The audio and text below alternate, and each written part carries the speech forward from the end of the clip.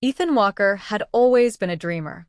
Born and raised in a quiet town in Indiana, he grew up watching airplanes fly overhead, imagining what it might feel like to soar through the clouds. But for a boy whose family barely made ends meet, even the idea of going to college felt like a distant fantasy. His father, Greg, worked double shifts at the local factory. His mother, Linda, juggled 3 part-time jobs to keep the household afloat. The Walkers lived humbly but with love, and Ethan was raised with a solid work ethic even though the road ahead was never paved in gold. Despite his circumstances, Ethan harbored a deep, unwavering belief that he was meant for something more. He didn't quite know how or when, but he clung to the idea that anything was possible if he set his mind to it. That belief was tested daily in high school, where he was often overlooked. He wasn't the smartest in his class, nor the most athletic, nor the most popular.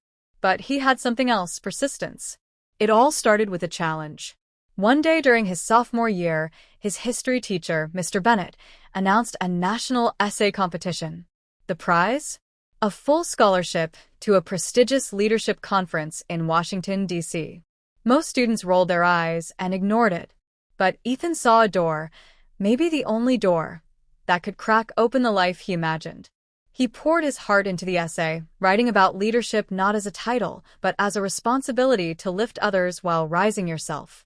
He revised the essay 12 times, seeking feedback from teachers and even emailing a retired professor he'd found online. A month later, he received a letter in the mail. He had won. That trip to Washington, D.C. changed everything. For the first time, Ethan saw the world beyond his town.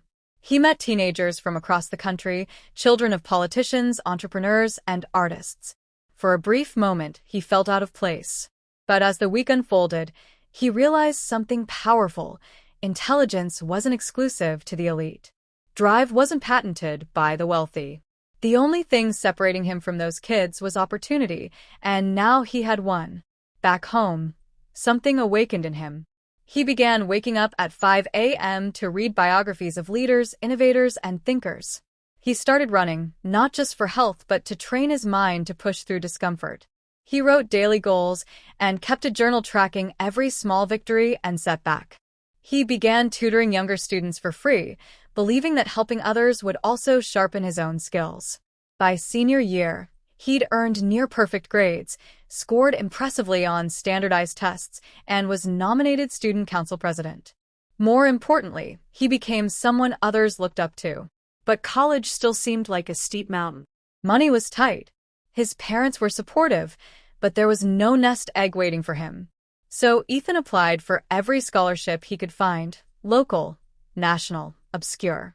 He wrote essays in the cafeteria, filled out forms during lunch, and recorded video applications at the library.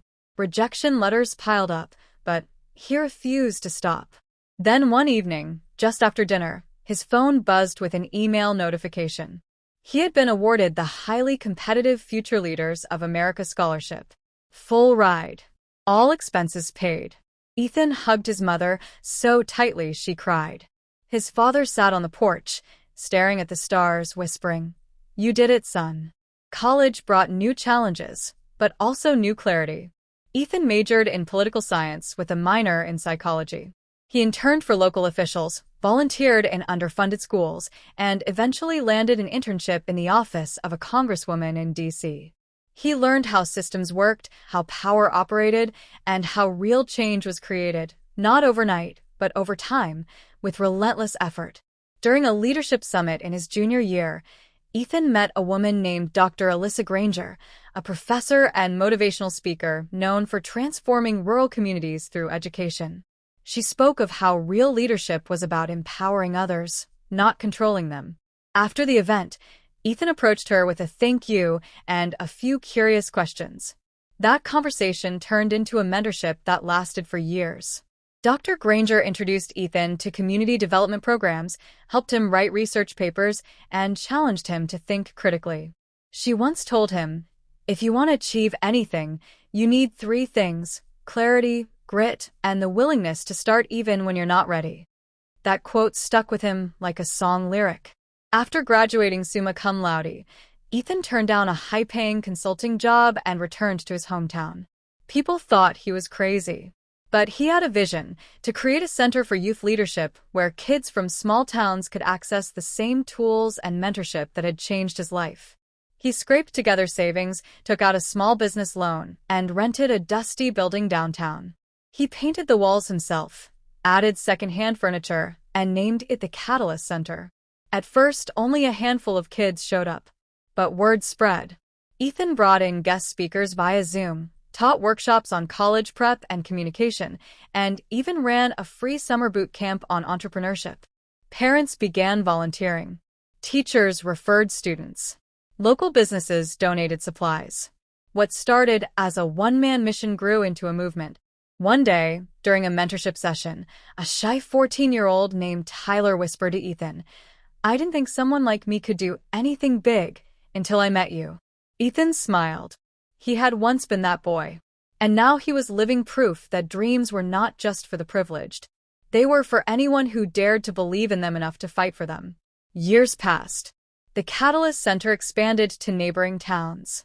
Ethan published a book titled Brick by Brick, The Journey to Becoming Anything You Want, which became a bestseller. He appeared on talk shows, podcasts, and college panels, sharing the message that had been the engine of his entire life. You can achieve anything, not because it's easy, but because it's possible. In a nationally televised interview, when asked what he believed was the secret to his success, Ethan responded with clarity. It wasn't about talent. It wasn't about luck. It was about showing up every day, even when it was hard, even when no one clapped, even when I failed. I kept showing up. That's it. If you can do that, you can achieve anything. His story became a beacon for millions who felt stuck, overlooked, or uncertain. His center continued to grow. Dozens of his students went on to attend college, start businesses, and become changemakers in their communities. Ethan remained grounded. He still lived modestly, still ran in the mornings, still journaled his goals each night. One afternoon, while visiting the local elementary school, a little girl named Emily handed him a crayon drawing. It showed a boy on a mountain, arms raised high. At the bottom, it read, "I want to be brave like you." He knelt and looked her in the eyes. "You already are," he said. Ethan Walker's journey wasn't born of fame or fortune. It was forged in adversity, fueled by hope, and solidified by relentless action.